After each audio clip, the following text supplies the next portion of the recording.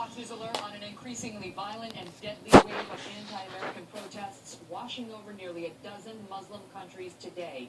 Welcome to America Live, everyone. I'm Megyn Kelly. We are seeing at this moment what may be one of the largest anti-American protests in recent history, and it has turned violent in some places. At this hour, we have reports that 15 people have been killed, more than 160 wounded in fierce clashes between police and angry mobs. Take a look at the situation in the northern part of Pakistan, where several have been killed already. Authorities were seen beating protesters as smoke and fire filled the air. Flames destroying buildings in the area, including a local movie theater, ransacked and torched by angry locals.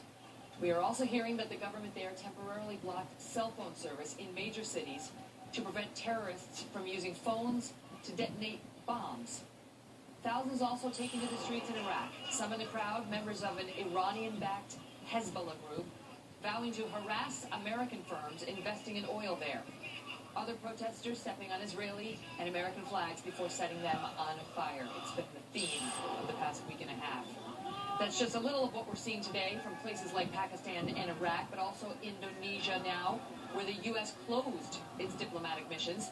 In Sri Lanka, Muslims burned American flags and effigies of President Obama. Iraq, we just described. In Bangladesh, they burned a makeshift coffin draped in an American flag. In Lebanon, thousands gathered for protest rallies organized by Hezbollah. In Kashmir, India, authorities chasing away protesters and blocking internet access.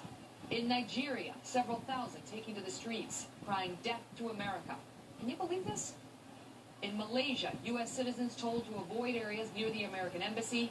In Uganda, clerics calling for massive protests outside of the American embassy. In Iran, President Mahmoud Ahmadinejad lashing out against the West again.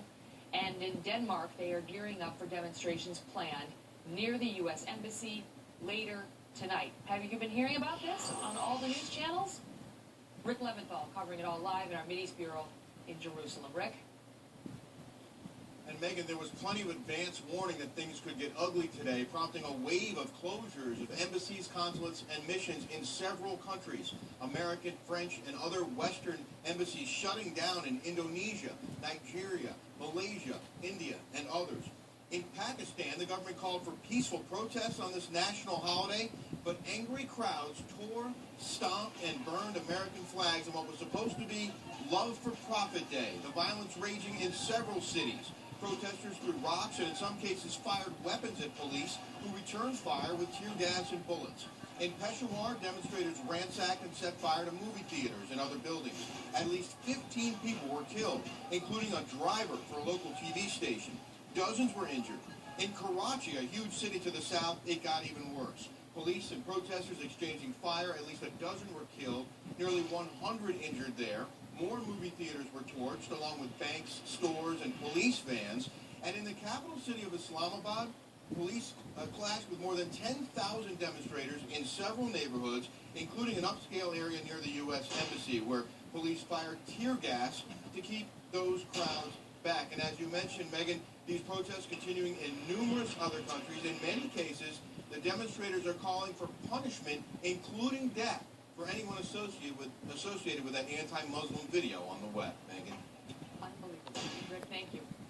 The latest reports here about these protests come one day after children were seen in Karachi, Pakistan, being taught hate-filled lessons. Watch.